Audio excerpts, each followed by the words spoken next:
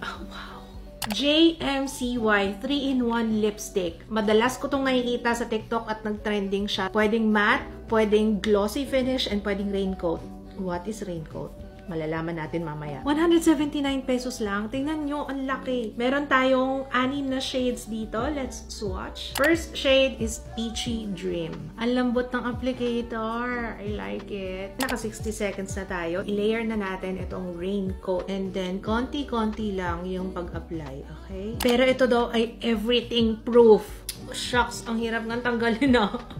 Nag-stain na siya sa labi. Huh? Uy, gumanda yung labi ko. At sabi-sabi, ito daw ay...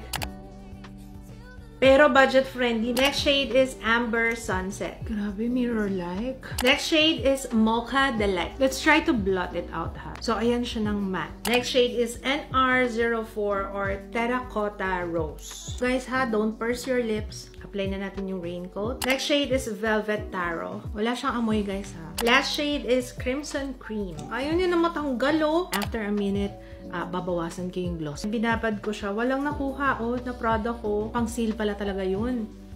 I will be back for an update. Makain na ko kanina pa. Oh, wala pang pagbabago.